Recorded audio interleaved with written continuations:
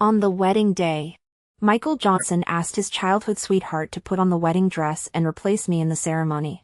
When he saw me limping, he quickly covered his childhood sweetheart's curious eyes. Disgusting. Don't look. That night, I scrolled through my WeChat moments and saw a post from his childhood sweetheart. It showed her and Michael sipping wine from interlocked glasses, mouth to mouth. Everyone stared at me, the rightful wife, waiting for my reaction. I directly liked the post and commented, "The wedding dress looks nice, but it doesn't fit well. Does it? Is it not yours? Did you steal the bride's dress? Why not have your own wedding? Don't you like the idea? You're going crazy on social media. Olivia did you a favor by standing in for you. What would you look like in a wedding dress with that limp?" Michael threw the wedding dress in my face. Yesterday, I had happily put on the wedding dress. But because Olivia said, "Michael, doesn't she look awful in the dress with that limp?" Michael heartlessly stripped me of the right to wear it. Expressionless, I took the dress off my face and tossed it into the trash can. Michael frowned. "Why are you throwing it away? The wedding is over. This useless thing should be thrown out," I said calmly. I would have never done this before. This wedding dress took me more than half a year to sew stitch by stitch with my own hands. Michael picked the dress out of the trash and gently brushed off the dust. "Why take your anger out on the dress? I'm doing this for your own good. As a cripple, you'd be ridiculed by all the guests in that dress." I stared blankly at my scarred right leg. There was a time when he tenderly held my leg and kissed it, saying, "Emma, you're not ugly at all. You'll always be the most beautiful princess in my heart." But now, he called me a cripple. He took out a long dress and held it against me. "Wear this to the reception tomorrow. Don't show that ugly foot again." I pushed the dress away, but the recoil made me fall hard to the ground. Michael's eyes flashed with disgust. And he didn't make a move to help me. How clumsy can you be? I felt a warm flow gush from my lower abdomen, staining the ground with red spots. Michael finally noticed and quickly scooped me up in his arms. A sharp pain shot through my abdomen, and I had a bad feeling. So I didn't resist. Just as we left the manor, we met Olivia crying on the bridge. "Michael, my doll fell into the water." Michael looked at her and hesitated. "Emma is hurt. I need to take her to the hospital first." Olivia's expression changed, and she exaggeratedly said, "I have pads for Sister Emma's period." "What are you doing?" She rushed up and handed me a pad. Michael froze in his tracks. I immediately threw the pad away. "Michael, I'm miscarrying. Take me to the hospital now." Olivia widened her eyes. "Ah. My doll is being washed away. It's the last thing my mom left me." Michael put me down. "It's just your period. Deal with it yourself. Olivia's doll can't be lost. I need to help her find it first." All my emotions vanished instantly, and I nodded calmly. "Go ahead." Michael looked at me strangely. "Are you angry?" I shook my head. "No. The current Michael isn't worth getting angry over." Olivia shouted in time, "My doll."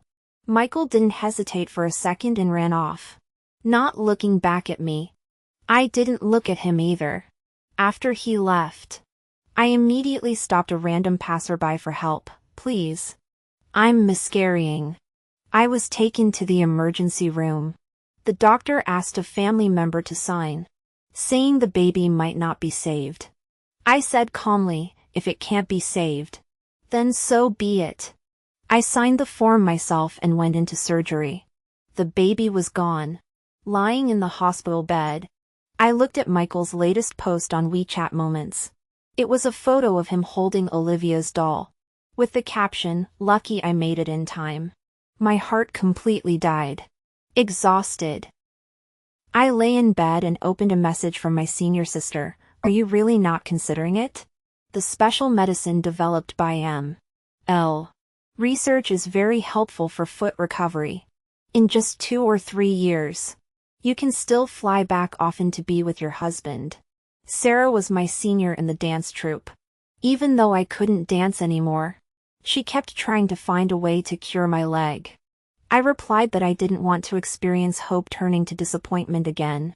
But everyone knew I couldn't let go of Michael. Michael and I met in college. 3 years ago. I took a hit for him in a car accident, leaving my right leg disabled. He vowed to work hard to cure my leg and has been pushing himself ever since. He said even if my leg couldn't be cured, he'd make me a carefree princess. But instead of being a princess, I became a bitter woman early on. I've revolved around him for 3 years, enough is enough. I replied to Sarah, I'll go. She immediately sent a voice message excitedly, that's the spirit. I believe your leg will definitely get better. And then we can stand on the stage together again. Today is your wedding reception. Let me see if I can make it in time. I smiled bitterly. There was no reception left. I replied, no need. We're getting divorced. As soon as I sent the message, Michael called, why aren't you at the airport yet? Have some sense of time. Will you? Today's wedding is at my dad's place. And we have the reception at my mom's tomorrow. When I didn't speak for a long time, Michael got impatient. Emma, stop being petty. It's just your period. Do you really need to throw a tantrum over that? Come or not. The reception can go on without you anyway.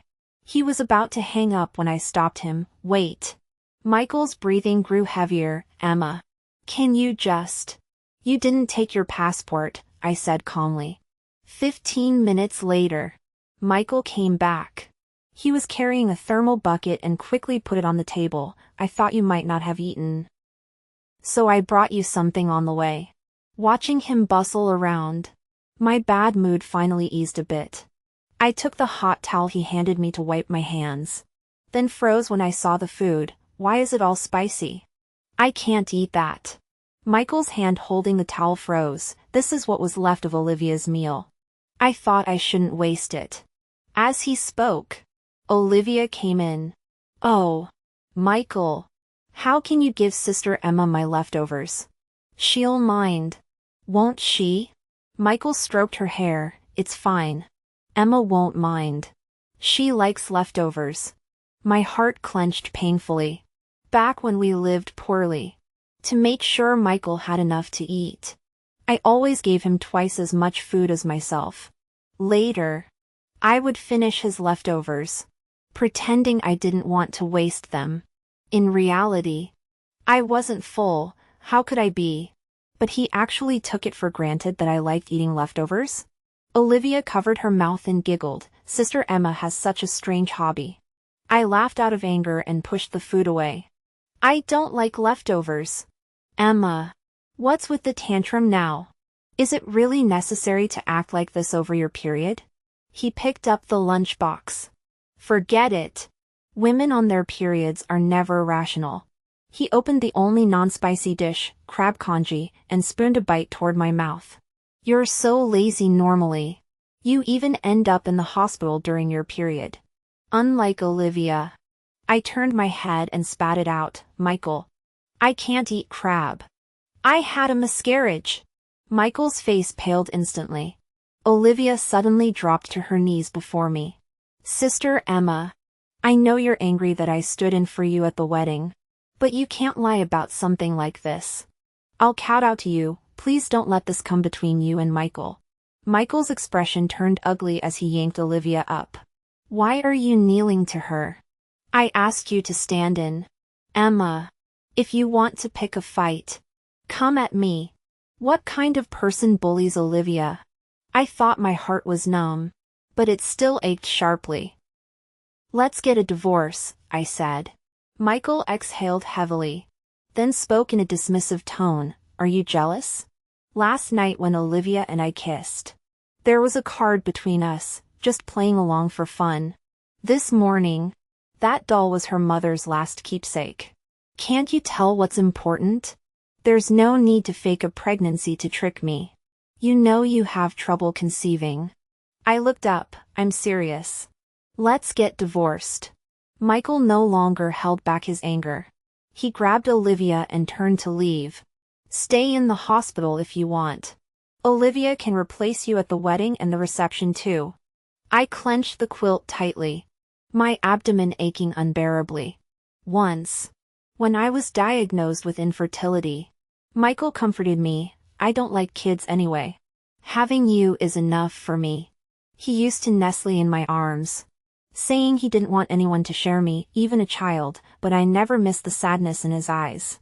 So I took medicine actively and tried hard to conceive. But now that I had a child, he had changed. I looked at a photo on WeChat, moments of him and Olivia serving tea to elders hand in hand. Michael never used to post on social media, but now he posted 3 times a day. I knew he was forcing me to give in. Unfortunately, I no longer cared. After a week, Michael surprisingly messaged me, "Mom said you're coming back tomorrow. What time's your flight? I'll pick you up." I knew he wanted to make up. Once, he always apologized first after every quarrel, saying, "A princess's crown must never fall." Later, he would look at my leg in disgust. "Look at yourself. Can you pay attention to your image? Emma, you're not young anymore. It's time to grow up and stop throwing tantrums." After 4 years, I finally waited for his apology. I should have cried with joy, but my heart remained calm. Glancing at the luggage by my feet, I decided not to compromise myself. Noon. He replied quickly, "Okay. Wait for me." I tossed my phone aside and slept until morning. At 1 p.m., I dragged my suitcase out of the airport hall, no sign of Michael. I called him, but no answer. I hailed a taxi directly to South Shore Drive. It's my habit to bring back gifts after trips, a tradition that hasn't changed in years, for colleagues, friends, and former dance troupe members. After distributing all the gifts and browsing a children's palace, I strolled home. Michael wasn't there. I went to the study to draft the divorce agreement, then put on headphones to water the plants in the greenhouse. Soon, the sound of keys turning and footsteps came from the door. "Emma?" He followed the light to find me. Sounding annoyed, "What are you doing here?" I took off my headphones. "The plants are wilting. I'm watering them." His expression soured further. I didn't know what he was angry about. Was he mad that I didn't wait foolishly at the airport? Didn't demand why he didn't pick me up? Or didn't throw a hysterical fit? "I went to the airport for you. But you'd already left," he said. I checked my phone. There were indeed several missed calls from an hour ago asking where I was. But I'd been back for 7 hours. Olivia had a fever. I took her to the hospital, which delayed me. My tone was flat, which startled him again. He sighed wearily. "I know you're angry. But Olivia was exhausted from our wedding. We should be grateful." "Grateful," I smiled, turning toward the bedroom. "I am grateful to her." "Really, Emma?" His face fell instantly, and his voice rose. "If you're angry, just say it. Stop being sarcastic." I was confused. "I'm not being sarcastic." He sputtered, unable to respond. I walked into the bathroom, saying, "Calm down. I need to talk to you after my shower." When I came out, I saw Michael crouching on the floor, rummaging through my suitcase. I frowned. "Michael, what are you doing in my suitcase?" He stood up calmly. "Getting you clothes." I'd already taken my clothes to the bathroom. Besides, the suitcase he was rummaging through had no clothes at all. It was specifically for gifts, which were all given away, leaving only odds and ends. Michael's face stiffened for a moment. Then he scoffed. "You used to go through my luggage and check my phone. Did I ever complain?" He walked away, looking at the messy suitcase. I had no idea what he was searching for. I took the divorce agreement to the bedroom. "Sign this." Michael's brows furrowed sharply. "Emma, what are you up to now?" I said calmly, "I told you, we're getting a divorce." The anger that had clouded his face all night finally lifted. replaced by a mocking smile. So you're still not over it. I said I didn't pick you up because Olivia was sick. Stop acting up. I'm not acting up. I really want a divorce. How many decades does life have? I'd wasted too many years on him and didn't want to squander more youth. Michael's tone turned colder. Emma, are you doing this on purpose? You know the family dinner is day after tomorrow. Do you want your family to shame me? Before I could speak, he interrupted. Enough with the tantrums. I'll go to the dinner. Stop making a scene. I instinctively wanted to refuse. But then thought, divorce needs to be told to both families anyway, might as well do it then.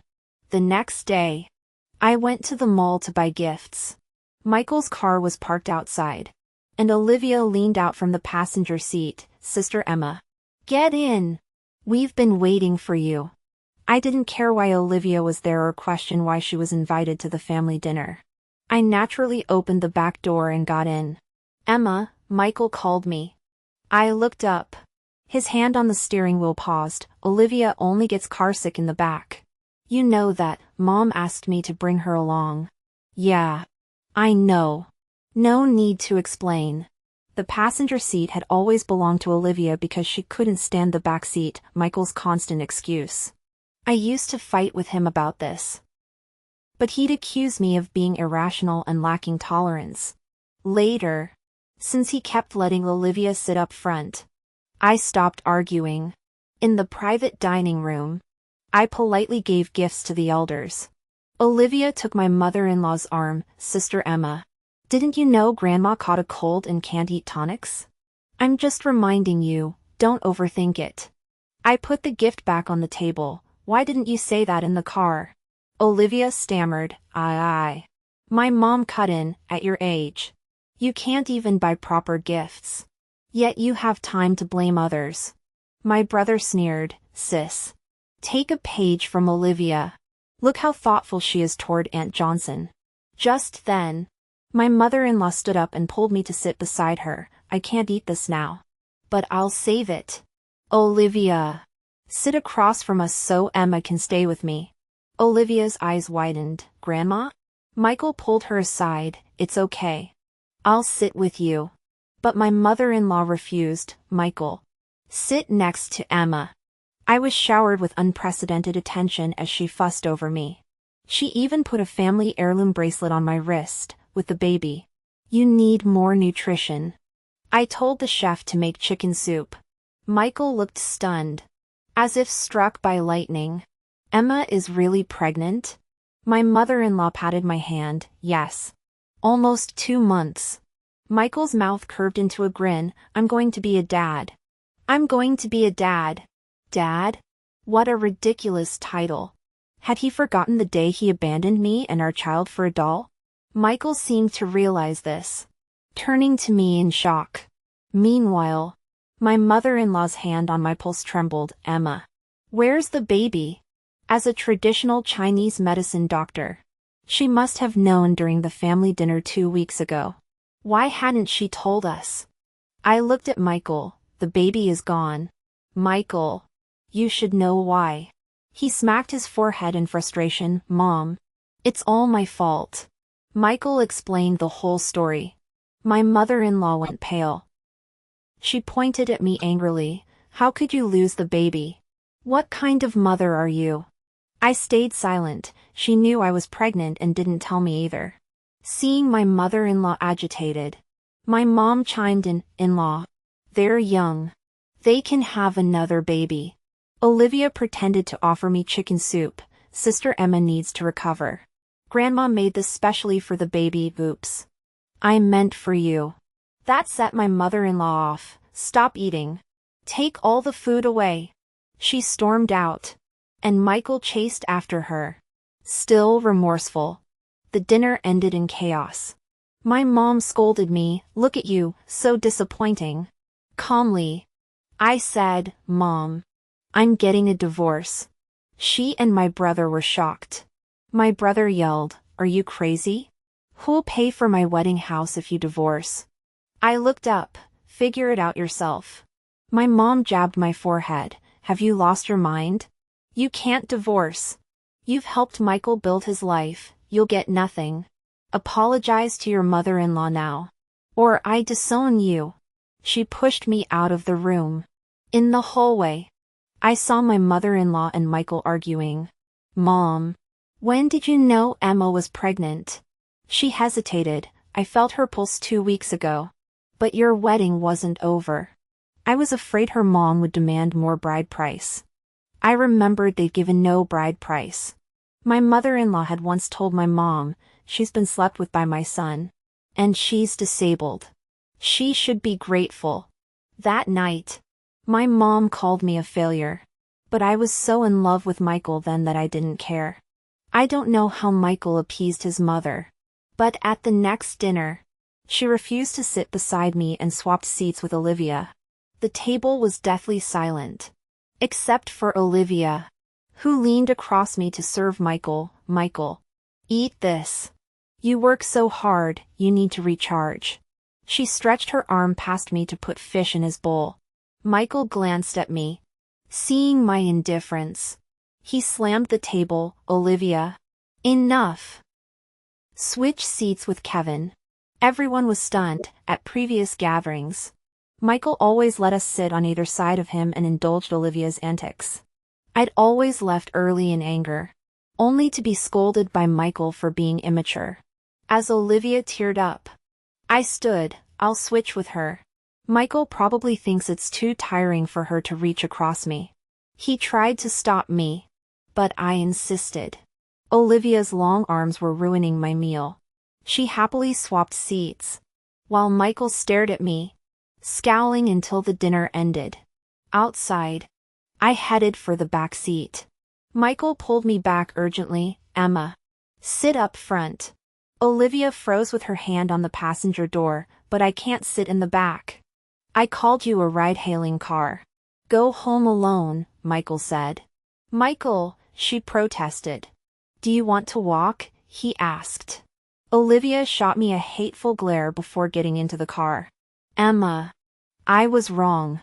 I didn't know you were really pregnant, Michael said. Promising all the way, I swear I'll never ignore you for Olivia again.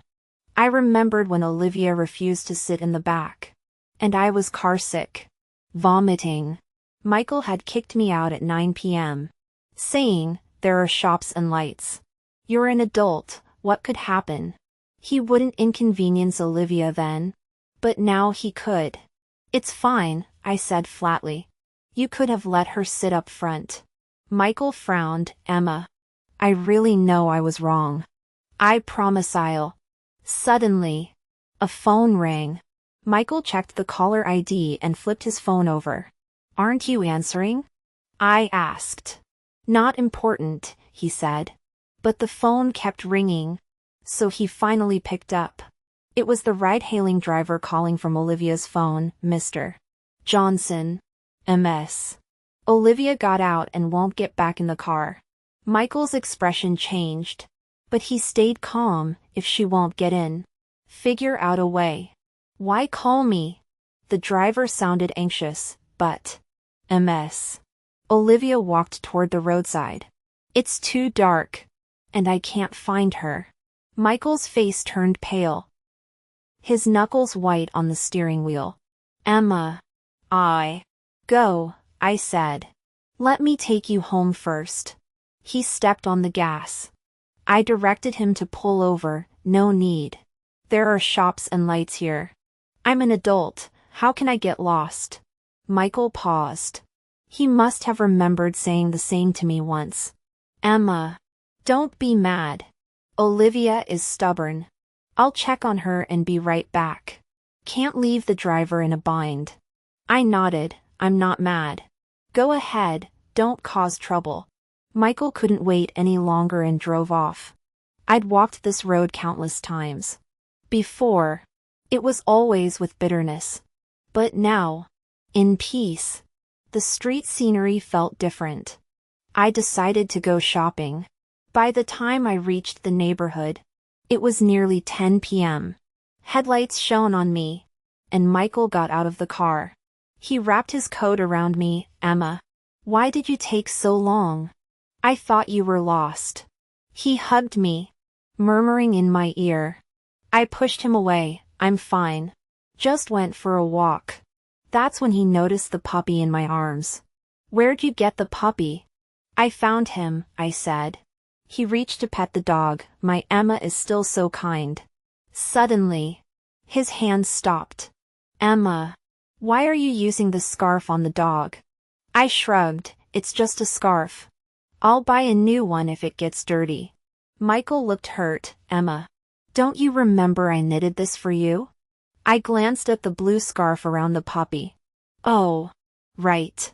He had knitted it in college, when all the girls were knitting scarves for their boyfriends. I was too clumsy to finish mine.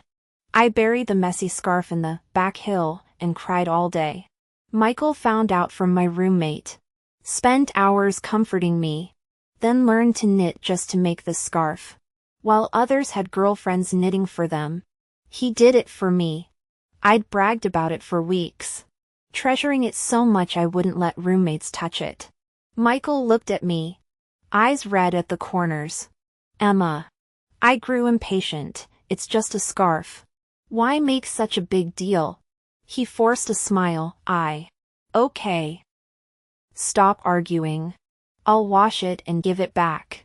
At home, after settling the puppy, I handed him the divorce papers again.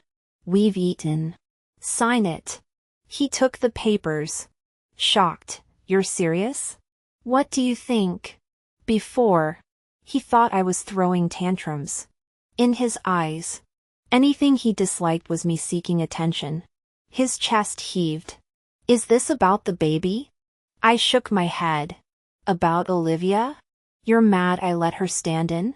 Another head shake. He grabbed my shoulders. Then it's because I didn't pick you up. You didn't even bring me a gift. He looked wronged. I brushed his hands off. None of that. I just don't love you anymore. Michael was stunned, as if the idea had never occurred to him. I'd loved him too humbly, so he couldn't believe it now. Calmly, he folded the papers and tossed them in the trash. Emma, divorce isn't a game. Love can't survive constant testing. After that, he was nicer, joining me for breakfast, driving me to rehab, discussing honeymoons. But every time I mentioned divorce, he brushed it off as a joke. My love had given him too much confidence. He still didn't believe I'd fallen out of love. Unexpectedly, he removed all printers from the house. Since asking him to sign failed, I hired a divorce lawyer. With my flight abroad approaching and the divorce dragging on, I didn't want delays. That night, my mom called. Emma, Michael says you want a divorce? You're crazy. Your brother's wedding house isn't paid for. Who'll pay if you divorce? You're 29. Disabled, who else will want you? Her words stabbed me. In her eyes, everything was about interests. She never considered my feelings. My brother always came first. And Michael, who knew my strained relationship with Mom, used it to threaten me. Once my haven from my toxic family, he was now part of it. I rerouted my flight and left the country ASAP, facing a screen full of missed calls. I turned off my phone. At the Research Institute, Sarah hugged me. I missed you. Finally decided to treat your leg. When she asked about the divorce, I told her everything. She gave me a contact, the best divorce lawyer in China. He'll handle it. Leaving the divorce to lawyer Chen, I focused on recovery. To my delight, Professor Fong said my leg had a high chance of full recovery. On Christmas Eve, I could finally walk steadily. As long as I took small, slow steps, no one could tell my leg was disabled. I happily stepped on the snow, when a familiar voice called out to me. Emma. I turned around. It was Michael, looking much gaunter. He held the stray dog I'd found that day, wearing the scarf around his neck as he stared at me intently. His eyes were unbearably red as he walked toward me. I didn't avoid him, Just petted Potato's head, I remember giving him away. Michael looked at me blankly. Emma. You're so heartless. You dumped the dog and me too. I smiled, he meant less to me than Potato. Emma. It's Christmas. Let's not fight today. Okay? I glanced at my leg. The second treatment course had just finished. And I didn't want to ruin the mood. I nodded. He smiled. I bought movie tickets. Wanna go? I was confused by his hopeful eyes. He used to hate movies, calling them a waste of time. When we sat in the theater and I saw the title, I froze.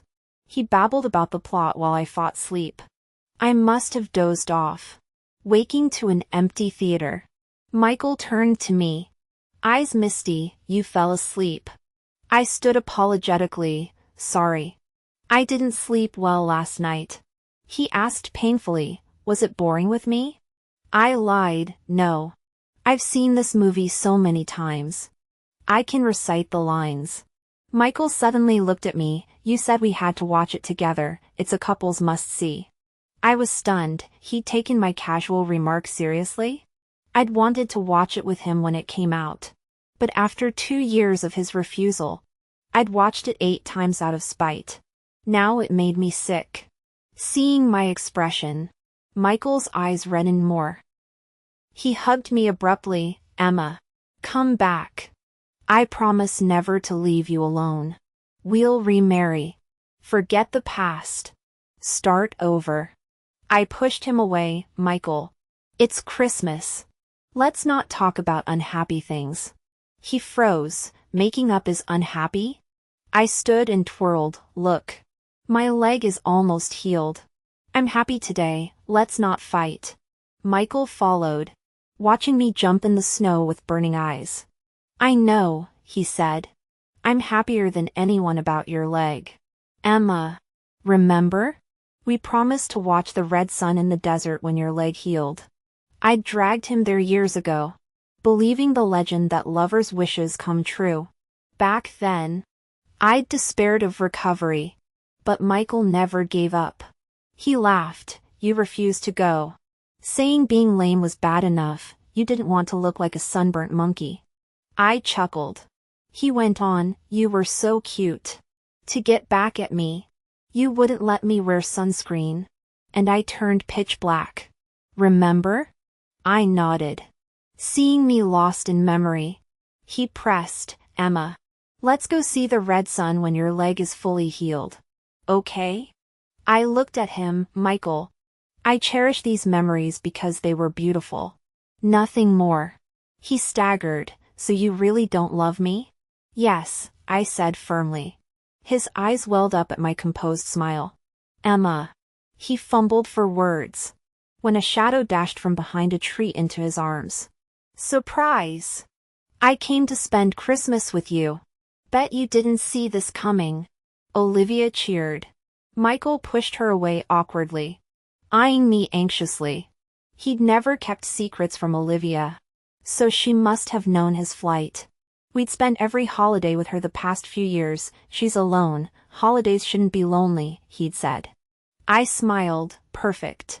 Your brother booked a restaurant. Join us. No. I didn't.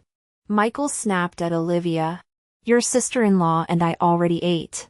Order room service. Olivia gaped as he hailed a cab and shoved her in.